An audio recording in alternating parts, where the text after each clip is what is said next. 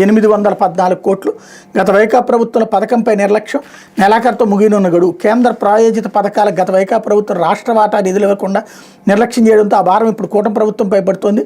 ఈ దశలోని ప్రాజెక్టు పనులకు 814 కోట్లను కూటమి ప్రభుత్వం కేటాయిస్తే తప్ప అవి పూర్తయ్యే పరిస్థితి లేదు. 2015-16లో కేంద్రం స్మార్ట్ సిటీ పథకాన్ని ప్రారంభించింది. అప్పట్లో రాష్ట్రంలో తెలుగుదేశం పార్టీ ప్రభుత్వం ఉంది. కేంద్ర గృహ నిర్మాణ పట్టణాభివృద్ధి శాఖ మంత్రిగా అప్పట్లోనే వెంకయ్యనాయుడు రాష్ట్రానికి అత్యధికంగా 280 ప్రాజెక్టులు మంజూరు చేయించారు. 4 నగరాలకు 500 కోట్ల చొప్పున మొత్తం 2000 కోట్లు కేటాయించారు. తెలుగుదేశం పార్టీ ప్రభుత్వం రాష్ట్ర వాటా కింద మరో 2000 కోట్లు ఇచ్చేందుకు అంగీకరించింది. పనులు ప్రారంభించి 4 ఏళ్లలో 90% వరకు పూర్తి చేసింది. గత 5 ఏళ్ల వైకా ప్రభుత్వంలో స్మార్ట్ సిటీ పథకం గడువును కేంద్రం ఒకసారి పొడిగించిన గత సర్కారు పట్టించుకోలేదు. కేంద్రం ఇచ్చే నిధులను ఇతర అవసరాలకు వాడేసుకుంది. రాష్ట్ర ప్రభుత్వ వాటా నిధులు కాగితాల్లో చూపించి 5 ఏళ్లు కాలక్షేపం చేసి దేశంలో చిన్న రాష్ట్రమైన ఛత్తీస్గఢ్లో 97 స్మార్ట్ సిటీ ప్రాజెక్టుల గడువులోగా 96 పూర్తి చేశారు. మరో రాష్ట్రం అస్సాంలో 21 ప్రాజెక్టులో 19 పూర్తయ్యాయి.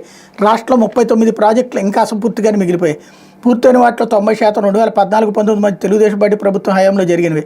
ప్రత్యేకించి అమరావతి స్మార్ట్ సిటీ ప్రాజెక్టులో పలు పనులను గత ప్రభుత్వం రద్దు చేసి అక్కసు వెళ్ళగెక్కిందంటూ ఈ వార్తలోనే అక్కసంతా తీర్చేసుకున్నారు తప్పించి ఇక్కడ జరిగింది ఏం లేదు. 2016లో ఇస్తే 2020లో పూర్తి చేయరా? ఎన్నేళ్ళు పూర్తి పడుతుంది? 100 ఏళ్ళు పడుతుంది దానికి. అదే కొండ మీద విశాఖలో ఋషికొండల మీదన ప్యాలెస్ అని చెప్పేసి వీళ్ళు ఎంతకైతే విమర్శిస్తున్నారు, ఆ బిల్డింగ్ ఎంతసేపట్లో అయిపోయింది? 2021లోనే 22లోనే పెట్టారు. ఇది కరోనా అయిపోయిన తర్వాత 2 ఏళ్లలో పూర్తి అయిపోయింది.